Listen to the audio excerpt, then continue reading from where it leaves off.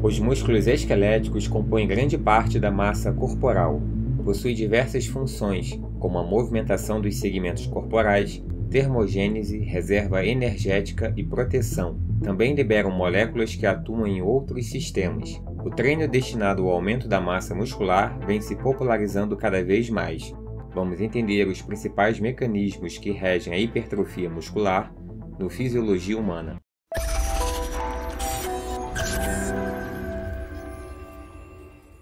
Para entendermos como ocorre a hipertrofia, é necessário vermos brevemente como é a estrutura do músculo esquelético humano. O músculo esquelético possui capacidade contrátil, pois suas células possuem proteínas que promovem a contração muscular. As principais proteínas são a actina e a miosina, que estão organizadas dentro de estruturas chamadas de sarcômeros. Os sarcômeros organizam-se de forma sucessiva, formando as miofibrilas.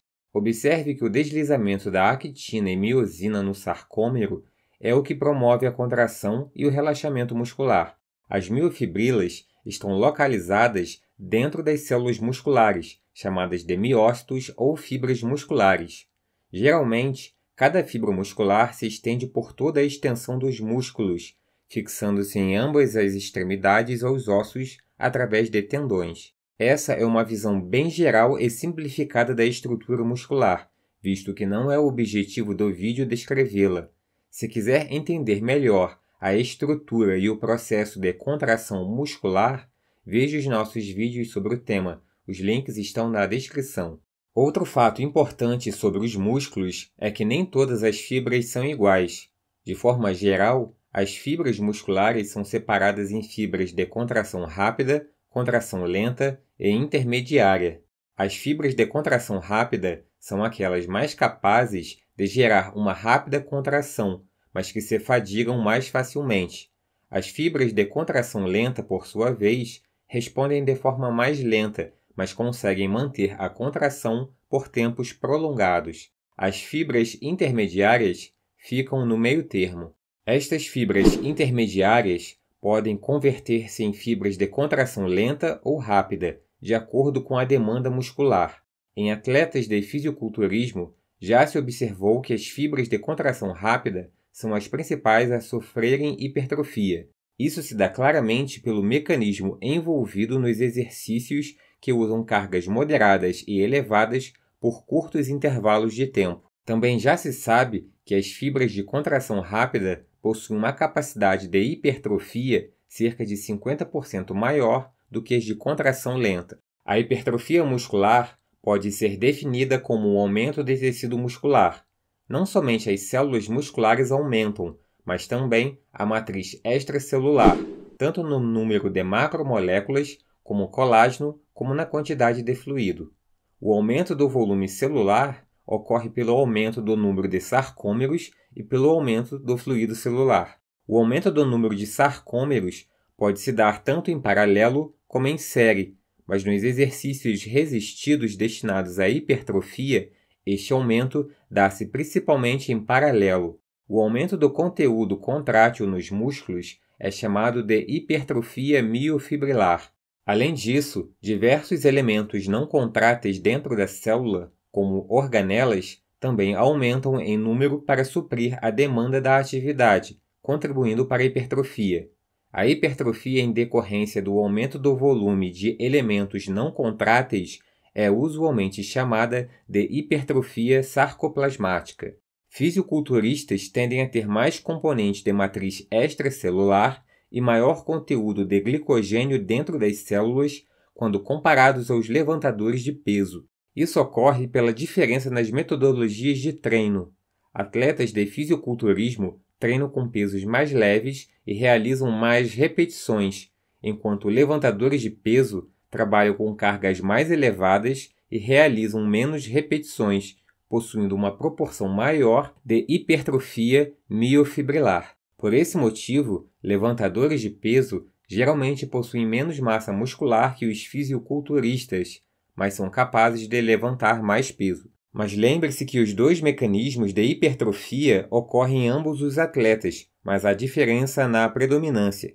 Fisiculturistas possuem o dobro de glicogênio dentro dos músculos quando comparados a indivíduos sedentários. Como o glicogênio exerce pressão osmótica, ele puxa mais água para dentro da célula muscular, contribuindo assim para o ganho de massa e volume muscular. Mas além da hipertrofia miofibrilar e sarcoplasmática, outros processos estão associados ao ganho de massa muscular. O tecido muscular é denominado como pós-mitótico, ou seja, é um tecido onde as células não entram mais em divisão celular, mas células sofrem danos e precisam de reparos ou até substituição. Então, como esse processo ocorre no músculo? Não sei. A resposta é células satélites. As células satélites musculares são células-tronco adultas em estado quiescente. Estas células, quando ativadas, entram no ciclo celular para formar mioblastos, que então podem reparar células musculares danificadas ou até mesmo formar novas células musculares, em um processo chamado de miogênese. O estresse mecânico sobre o músculo induz a ativação destas células, portanto, contribuindo para o ganho de massa muscular. Já se sabe que as células satélites são ativadas em resposta ao exercício. O que ainda é discutido é se novas células musculares são geradas ou não, mas ao que tudo indica, sim. Os processos que levam à hipertrofia muscular que vimos até agora só ocorrem porque diversas vias de sinalização interagem para que o músculo possa crescer. Mas quais são essas vias e como o exercício físico as influencia? O hormônio do crescimento, o GH, é produzido na hipófise e sua liberação é aumentada durante a atividade física e o sono. O GH induz a lipólise, que é a quebra de gorduras, e estimula principalmente a síntese de colágeno. Seu principal efeito anabólico, no entanto, vem do estímulo da produção e ação do fator de crescimento semelhante à insulina do tipo 1. O fator de crescimento semelhante à insulina do tipo 1, o IGF-1, é uma proteína hepática produzida sob o estímulo do hormônio do crescimento. É conhecida por induzir a hipertrofia muscular, tanto por estimular vias anabólicas, induzindo a síntese proteica, como por inibir vias catabólicas, diminuindo a quebra de proteínas. Durante a atividade física, IGF-1 é sintetizado nos próprios músculos, atuando diretamente sobre eles. Uma das isoformas produzidas é chamada de MGF, Mechanical Growth Factor, pois sua produção é estimulada pelo estresse mecânico nos músculos. O MGF tem papel fundamental na recuperação após o exercício, facilitando o reparo local e a regeneração após as microlesões musculares. Foi demonstrado em um estudo que indivíduos que apresentam maior hipertrofia após treinamento resistido apresentam um aumento de MGF de 126%, enquanto os indivíduos que respondem pouco, o MGF praticamente não se altera em relação ao valor basal. A testosterona é provavelmente o hormônio anabólico mais conhecido. Em homens, a concentração de testosterona é em média 10 vezes maior que nas mulheres.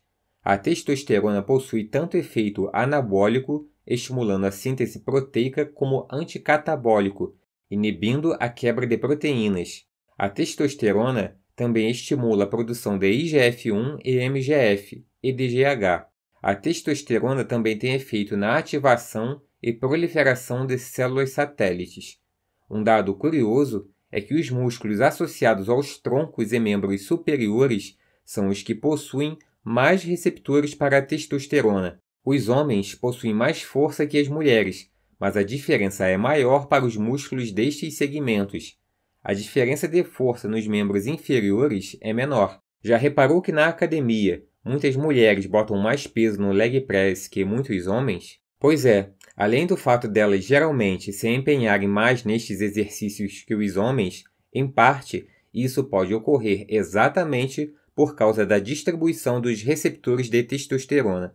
A insulina, um hormônio produzido no pâncreas, também possui efeito anabólico, principalmente inibindo a quebra de proteínas. Outras moléculas importantes são as interleucinas, que são moléculas liberadas por diversos tecidos corporais e possuem papel importante no sistema imunológico. A mais importante das interleucinas é a IL-6. Os músculos liberam IL-6 e a sua produção pode aumentar em até 100 vezes em resposta ao exercício resistido. Camundongos que não produzem IL-6 apresentam resposta de hipertrofia mais limitada. Em humanos, sabe-se que a IL-6 é importante para a síntese de colágeno nos tendões, sendo, portanto, importante na adaptação da estrutura músculo-tendínea frente às tensões geradas pelo exercício resistido. A IL-6 também ativa as células satélites e aumenta a síntese de proteína muscular. A miostatina é outra molécula produzida nos músculos que possui papel na hipertrofia muscular. A miostatina inibe a hipertrofia e animais que não produzem miostatina são marcadamente mais musculosos. Esses efeitos são vistos em camundongos, em cães de corrida e uma raça de gado Belgian Blue, que recebe o sugestivo apelido de gado Schwarzenegger. Esses efeitos também são observados em humanos, com um estudo mostrando um bebê com deficiência de miostatina apresentando elevada massa muscular. Alguns estudos antigos apontavam que a miostatina inibia as células satélites. Hoje, no entanto, acredita-se que este não seja seu efeito, e sim a inibição da síntese proteica nas fibras musculares. Outros dois fatores que também atuam sobre o crescimento muscular é o fator de crescimento hepático, HGF, e o fator inibidor de leucemia, LIF. A HGF é produzida no fígado e ativa as células satélites, enquanto que a LIF é produzida nas células musculares e supõe-se que também atua sobre as células satélites. Dentro da própria célula muscular, há uma série de vias que respondem a todas estas moléculas descritas até aqui. Talvez a mais importante delas seja a fosfatidil-inositol 3 quinase, mais conhecida pela sua forma abreviada AKT. A AKT tem forte papel anabólico e anticatabólico, e sua atividade se dá principalmente pela sinalização de outra molécula da célula muscular bastante conhecida, a mTOR. A mTOR, de maneira bastante resumida, atua principalmente ativando o processo de tradução do RNA mensageiro, que é fundamental para a síntese de proteínas. Além disso, a mTOR inibe as vias de degradação de proteínas. Outra proteína importante é a MAP quinase, que atua no controle da expressão gênica, diferenciação e sobrevivência celular, e muitas de suas ações são pela via mTOR. Há outras moléculas também que atuam na hipertrofia, como a calcineurina e a MPK, mas como o vídeo não é de biologia molecular, não será dada ênfase nesse tópico. Bem, mas quais fatores levam o exercício físico a aumentar a síntese proteica no músculo, levando à sua consequente hipertrofia? Podemos apontar 3 componentes principais: a tensão mecânica, o estresse metabólico e os danos musculares, também chamados de microlesões. Mas antes de falar da hipertrofia, um fato interessante merece ser ressaltado através de uma pergunta. Você acha que assim que o indivíduo começa a treinar, ele ganha mais massa muscular ou mais força? Não sei. Digamos que seja massa muscular, certo? Errado. Assim que o indivíduo inicia o treinamento com exercício resistido, ele ganha força, mas a hipertrofia não ocorre ou é discreta. Isso se dá pelo fato que o ganho de força ocorre principalmente pela adaptação neural, melhorando a transmissão dos impulsos nervosos para o músculo, para só depois mudanças mais significativas começar nos músculos. Voltando aos efeitos hipertróficos do exercício, vamos começar pela tensão mecânica. Alguns pesquisadores na área de hipertrofia apontam que a tensão mecânica gerada nos músculos é o principal fator associado à hipertrofia, e isto ressalta um conceito fundamental na musculação, o tempo sob tensão. O tempo sob tensão nada mais é que o tempo que o músculo está se opondo a uma carga. No início do vídeo, foi dito que apesar de serem capazes de gerar mais força, atletas de levantamento de peso possuem menor massa muscular que fisiculturistas. Um dos motivos é exatamente o tempo sob tensão. Como trabalham com cargas muito elevadas, estes atletas mantêm por pouco tempo a tensão muscular. Desta forma, para se manter o músculo mais tempo sob tensão, deve-se diminuir a carga, ou seja, pegar uma carga excessiva e fazer poucas repetições é a melhor opção se você quer ganhar força, mas não é a melhor opção se você quer otimizar a hipertrofia. Outro fator fundamental para a hipertrofia é o estresse metabólico.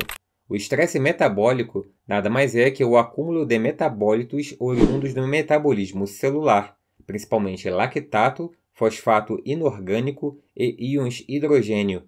O estresse metabólico é otimizado quando as células musculares utilizam a glicólise anaeróbica, e este é mais um motivo pelo qual o uso de cargas muito elevadas não é a melhor opção para a hipertrofia. Ao se utilizar cargas elevadas, mais que 90% de uma repetição máxima, as células musculares irão estar utilizando majoritariamente a via da creatina fosfato e não a via glicolítica, que induz o maior acúmulo de metabólitos. Assim, realizar vários exercícios com séries entre 8 a 12 repetições, ou até mesmo 15 repetições, causa um estresse metabólico muito maior que exercícios com alta carga e baixa repetição, e além disso, mantém os músculos mais tempo sob tensão. Algumas técnicas, como o treino com restrição do fluxo sanguíneo, corroboram a importância do estresse metabólico. Nesta técnica, se utiliza um aparato, que pode ser uma faixa, um manguito ou até mesmo ataduras, para restringir o fluxo sanguíneo para um dado segmento corporal que está sendo trabalhado. Neste tipo de treinamento se utiliza baixas cargas, geralmente abaixo de 40% de uma repetição máxima, o que diminui a tensão sobre o músculo, mas que aumenta o estresse metabólico em decorrência da diminuição do fluxo sanguíneo. Estudos têm apontado que esta técnica é eficiente para promover a hipertrofia muscular. Estudos realizados em ambientes com concentração de oxigênio de 13% também encontraram melhores resultados para a hipertrofia e correlacionaram os achados ao maior estresse metabólico. Um fato importante é que quando o músculo se contrai, unidades motoras mais excitáveis são recrutadas primeiro, com as menos sensíveis sendo recrutadas quando a demanda é maior, por exemplo, contra grandes cargas. Apesar de altas cargas recrutarem todas as unidades motoras, a fadiga utilizando cargas mais leves também consegue gerar esse resultado conforme o estresse metabólico vai se estabelecendo no músculo. Outro fator pelo qual o estresse metabólico contribui para a hipertrofia é que ele aumenta a hidratação celular, levando ao seu aumento de volume. Este aumento de volume impõe pressão sobre a membrana celular e o citoesqueleto, levando a célula a aumentar a síntese proteica para reforçar sua estrutura. Além disso, o estresse metabólico aumenta a produção de GH pós-treino. Outro fator dos exercícios resistidos fundamental na hipertrofia são as microlesões. As microlesões musculares são muito frequentes, especialmente em indivíduos que se submetem a exercícios intensos tendo baixo nível de treinamento. Conforme o indivíduo se adapta aos treinamentos, as microlesões diminuem, mas continuam a ocorrer. As microlesões variam desde pequenas até as mais extensas, afetando as miofibrilas, citoesqueleto e o tecido conjuntivo muscular. A contração excêntrica é aquela que mais induz as microlesões musculares. Embora as microlesões afetem negativamente o desempenho por um certo tempo, principalmente se forem extensas, muitos pesquisadores apontam que as lesões e o processo inflamatório decorrente delas possuem efeito positivo sobre a hipertrofia. Sabe-se, no entanto, que os danos excessivos à musculatura são prejudiciais e o nível ideal de microlesões para se atingir a hipertrofia ainda é discutido. Após as microlesões no músculo, neutrófilos e macrófagos migram para a região. Neutrófilos produzem uma grande variedade de espécies reativas de oxigênio. Essas moléculas são muito reativas e interagem com as moléculas do tecido muscular, afetando sua estrutura. Sabe-se que as espécies reativas de oxigênio relacionam-se com a hipertrofia muscular, tanto no músculo esquelético como no liso. Camundongos com mutações genéticas que causam a ausência de algumas proteínas antioxidantes desenvolvem 50% mais massa muscular do que camundongos normais. As espécies reativas de oxigênio também parecem estimular a produção de IGF-1.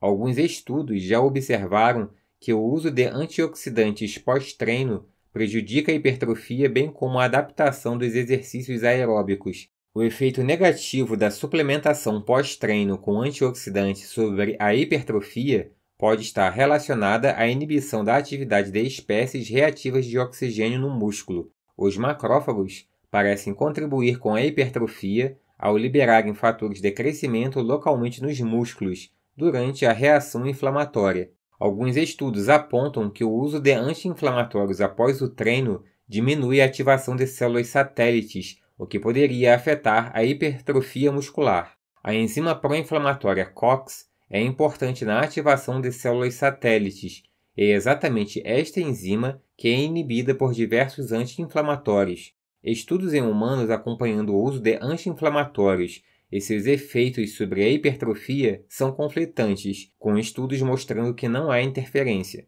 Como os anti-inflamatórios diminuem a inflamação, acabam por inibir também a quebra de proteínas nos músculos, contrabalanceando seus efeitos negativos. Muito possivelmente, tudo dependerá da extensão da inflamação dos músculos. Em casos de uma inflamação não muito extensa, é possível que os anti-inflamatórios possuam um efeito negativo, enquanto que em inflamações mais severas, seu uso seja benéfico. Juntando os 3 principais componentes que induzem a hipertrofia muscular, pode-se chegar a algumas conclusões. Maiores volumes de treino tendem, de modo geral, a favorecer a hipertrofia. Como o excesso de carga limita a quantidade de repetições que podem ser realizadas, fazer atividades que permitam séries de pelo menos mais de 8 repetições são as melhores opções, pois aumentam o tempo sob tensão, a fadiga metabólica e as microlesões musculares. De fato, o volume de treino segue uma curva em U,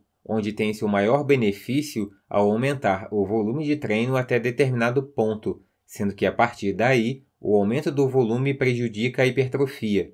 O volume ideal ainda é discutido na literatura e é também o aspecto individual, com cada indivíduo requerendo níveis distintos de volume de treino. Como vimos, o uso de peso excessivo não é a melhor estratégia, mas o uso de pesos leves demais também não, pois geram pouca tensão e, consequentemente, pouca ativação de unidades motoras.